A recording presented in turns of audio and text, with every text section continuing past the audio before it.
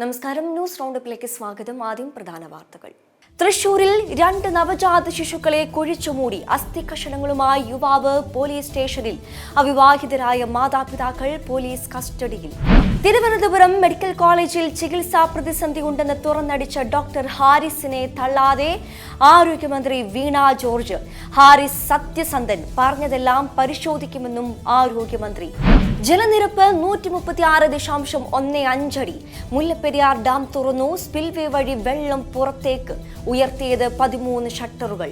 അറബിക്കടലിന് മുകളിലായി പുതിയ ന്യൂനമർദ്ദം രൂപപ്പെട്ടു. കേരളത്തിൽ 5 ദിവസം കൂടി മഴ തുടരുമെന്ന് കേന്ദ്ര കാലാവസ്ഥാ വകുപ്പ്.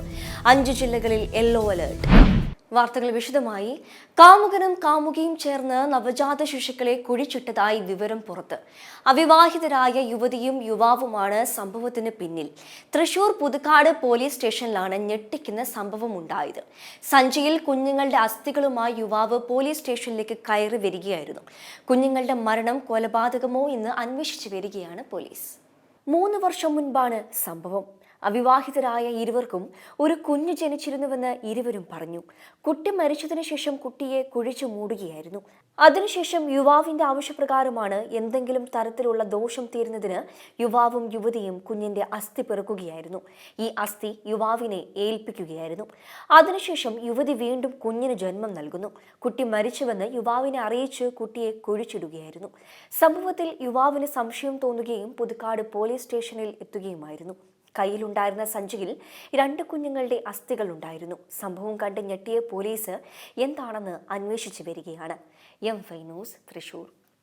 ഉപകരണക്ഷാമം കാരണം തിരുവനന്തപുരം മെഡിക്കൽ കോളേജിൽ ചികിത്സ പ്രതിസന്ധി ഉണ്ടെന്നും രോഗികൾക്ക് ചികിത്സ ലഭിക്കുന്നില്ലെന്നും തുറന്നടിച്ച ഡോക്ടർ ഹാരിസിനെ തള്ളാതെ ആരോഗ്യമന്ത്രി വീണ ജോർജ്. ഡോക്ടർ ഹാരിസ് ചിറയ്ക്കൽ സത്യസന്ധനാണെന്നും പറഞ്ഞതെല്ലാം അന്വേഷിക്കുമെന്നും ആരോഗ്യമന്ത്രി വിശദീകരിച്ചു.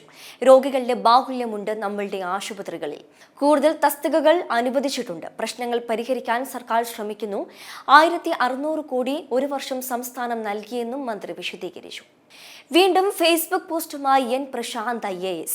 തിരുവനന്തപുരം മെഡിക്കൽ കോളേജ് ആശുപത്രിയിലെ ശസ്ത്രക്രിയാ പ്രതിസന്ധിയിൽ സർക്കാർ നടപടികളെ വിമർശിച്ചാണ് പോസ്റ്റ്. വിവരാവകാശത്തിന്റെ കാലത്ത് സാമൂഹ്യ മാധ്യമങ്ങളിൽ തുറന്നു പറയാനും എഴുതാനും പറ്റാത്തൊരു വിഷയവും പ്രശ്നവും ഇല്ലെന്ന് എൻ പ്രശാന്ത് ഫേസ്ബുക്ക് പോസ്റ്റിൽ പറയുന്നു.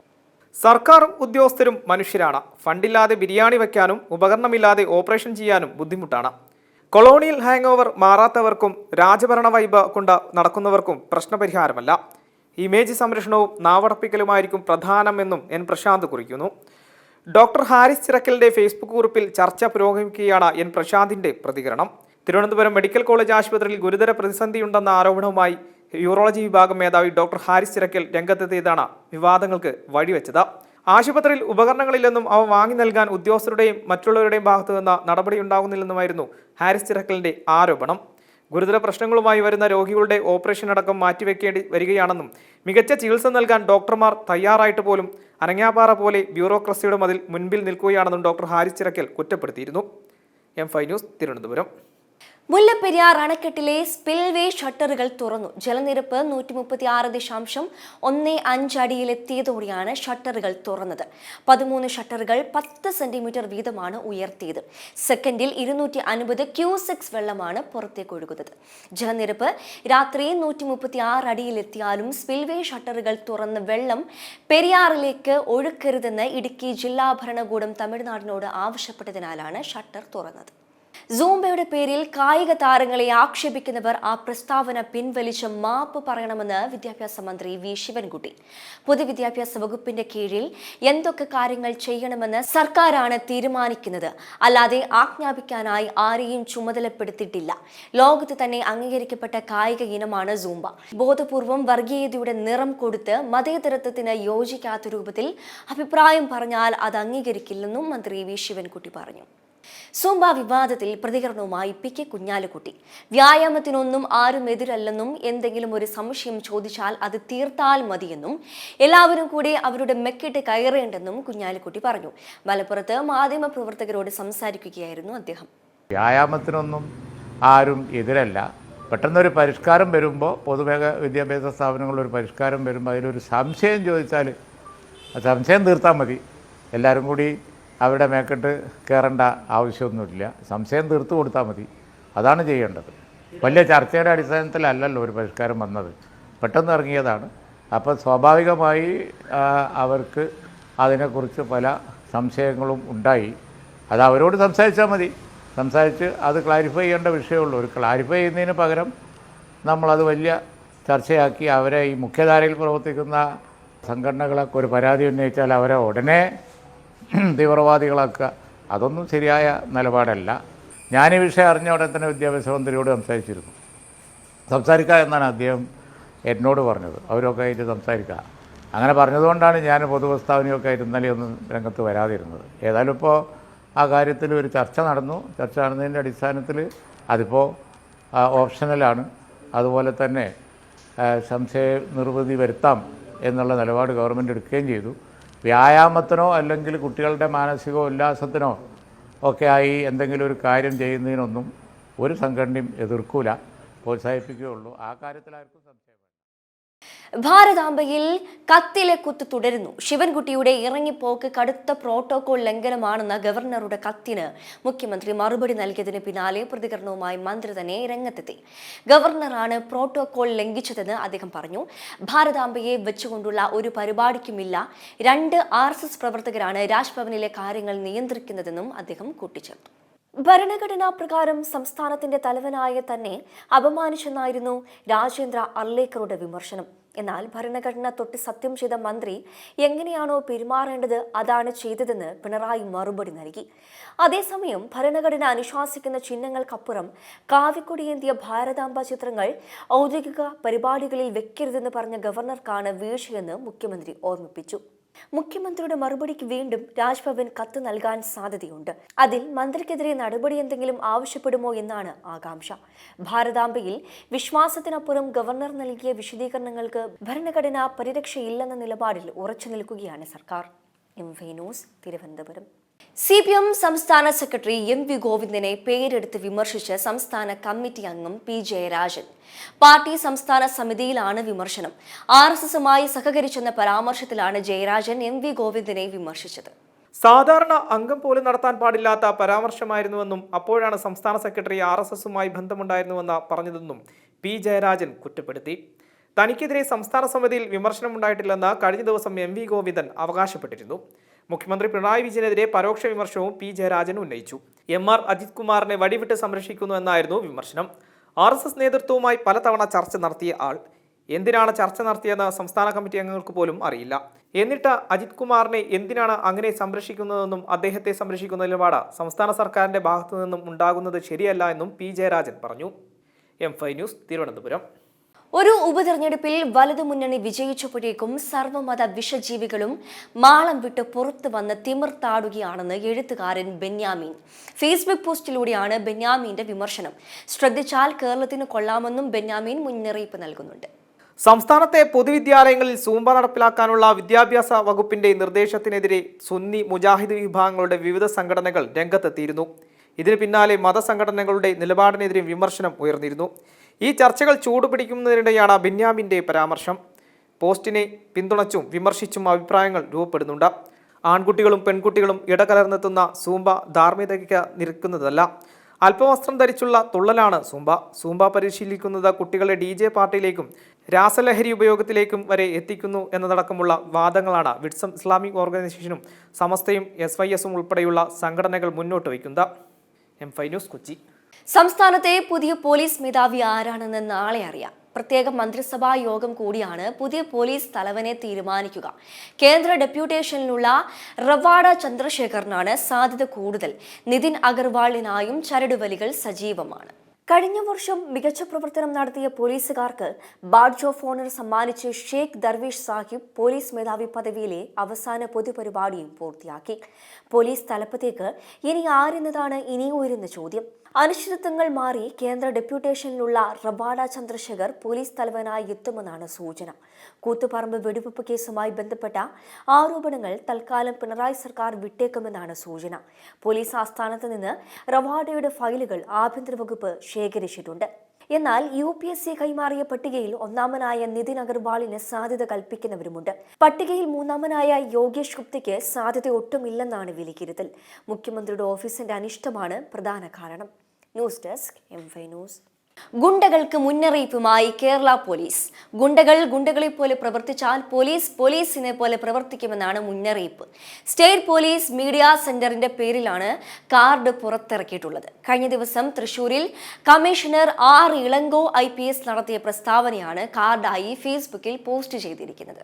തൃശൂർ നെല്ലങ്കരയിൽ ലഹരി പാർട്ടിക്കിടെയുണ്ടായ സംഘർഷത്തിന് പിന്നാലെ സ്ഥലത്തെത്തിയ പോലീസ് സംഘത്തെ ഗുണ്ടകൾ ആക്രമിക്കുകയും വാഹനം അടിച്ചു തകർക്കുകയും ചെയ്തിരുന്നു. കൊലക്കേസ് പ്രതി ബ്രഹ്മജിത്തിന്റെ നേതൃത്വത്തിലായിരുന്നു ജീപ്പ് ആക്രമിച്ചത്.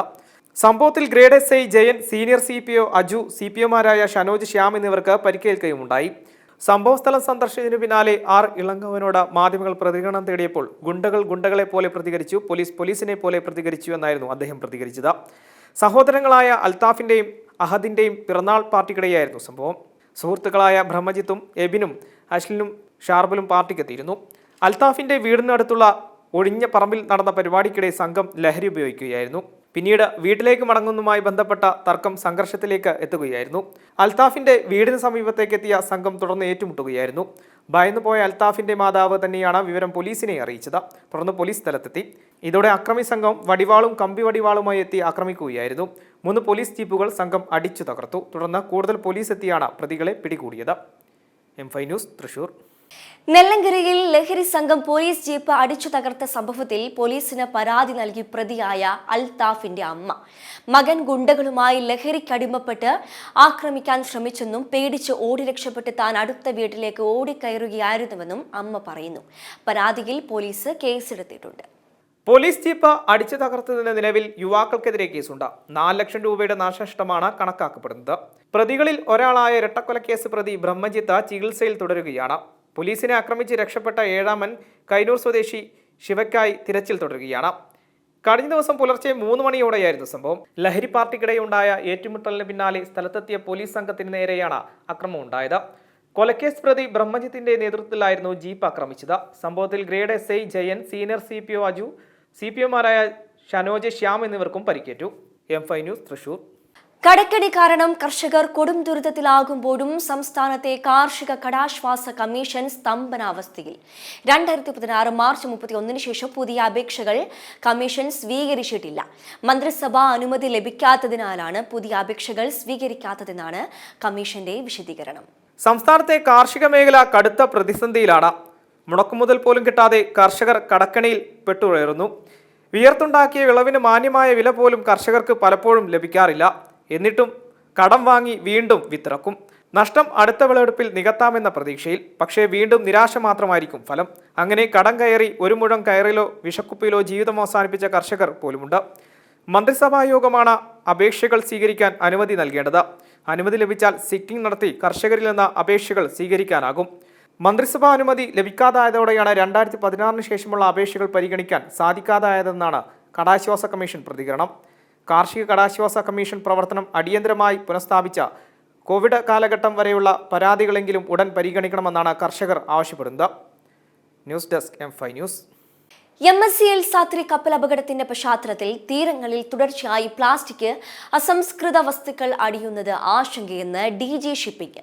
4 ദിവസത്തിൽ നീക്കം ചെയ്തത് 790 പ്ലാസ്റ്റിക് പെല്ലറ്റുകളാണ്. ഇത് 14 മെട്രിക് ടൺ വരും. വെളി, പെരുമതുറ തീരങ്ങളിലാണ് കൂടുതൽ അവശിഷ്ടങ്ങൾ അടിഞ്ഞുകൂടിയിരിക്കുന്നത്.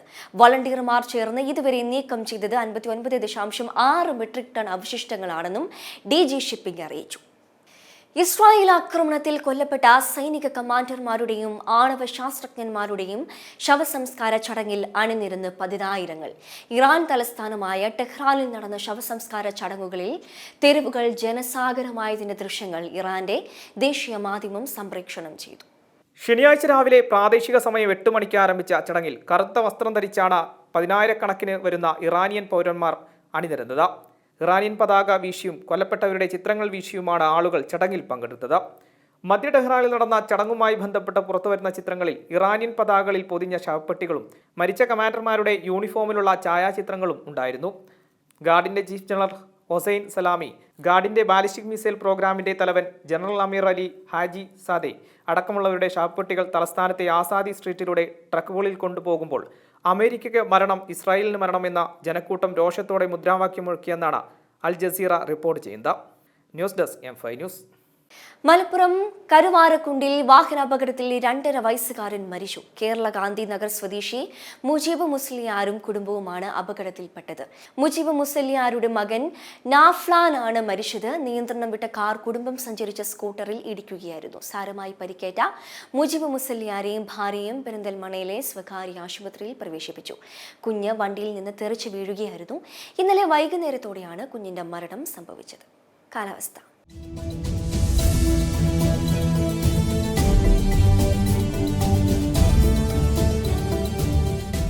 അറബിക്കടലിന് മുകളിലായി പുതിയ ന്യൂനമർദ്ദം രൂപപ്പെട്ട സാഹചര്യത്തിൽ കേരളത്തിൽ 5 ദിവസം കൂടി മഴ തുടരുമെന്ന് കേന്ദ്ര കാലാവസ്ഥാ വകുപ്പിന്റെ മുന്നറിയിപ്പ്. ഇന്ന് ഒറ്റപ്പെട്ട ശക്തമായ മഴയ്ക്ക് സാധ്യതയെന്നും കേന്ദ്ര കാലാവസ്ഥാ വകുപ്പ് അറിയിച്ചു. ഈ സാഹചര്യത്തിൽ സംസ്ഥാനത്ത് 5 ജില്ലകളിൽ യെല്ലോ അലേർട്ട് പ്രഖ്യാപിച്ചിട്ടുണ്ട്. പത്തനംതിട്ട, കോട്ടയം, ഇടുക്കി, മലപ്പുറം, വയനാട് എന്നീ ജില്ലകളിലാണ് യെല്ലോ അലേർട്ട് പ്രഖ്യാപിച്ചിരിക്കുന്നത്. പ്രധാന വാർത്തകൾ ഒരിക്കൽ കൂടി. തൃശൂരിൽ 2 നവജാത ശിശുക്കളെ കുഴിച്ചുമൂടി അസ്ഥികഷണങ്ങളുമായി യുവാവ് പോലീസ് സ്റ്റേഷനിൽ. അവിവാഹിതരായ മാതാപിതാക്കൾ പോലീസ് കസ്റ്റഡിയിൽ. തിരുവനന്തപുരം മെഡിക്കൽ കോളേജിൽ ചികിത്സാ പ്രതിസന്ധി ഉണ്ടെന്ന് തുറന്നടിച്ച ഡോക്ടർ ഹാരിസിനെ തള്ളാതെ ആരോഗ്യമന്ത്രി വീണ ജോർജ്. ഹാരിസ് സത്യസന്ധൻ, പറഞ്ഞതെല്ലാം പരിശോധിക്കുമെന്നും ആരോഗ്യമന്ത്രി. ജലനിരപ്പ് 136.15 അടി. മുല്ലപ്പെരിയാർ ഡാം തുറന്നു. സ്പിൽവേ വഴി വെള്ളം പുറത്തേക്ക്. ഉയർത്തിയത് 13 ഷട്ടറുകൾ. അറബിക്കടലിന് മുകളിലായി പുതിയ ന്യൂനമർദ്ദം രൂപപ്പെട്ടു. കേരളത്തിൽ 5 ദിവസം കൂടി മഴ തുടരുമെന്ന് കേന്ദ്ര കാലാവസ്ഥാ വകുപ്പ്. 5 ജില്ലകളിൽ യെല്ലോ അലേർട്ട്. ഇതോടെ ന്യൂസ് റൗണ്ട് പൂർണ്ണമാകുന്നു. നമസ്കാരം.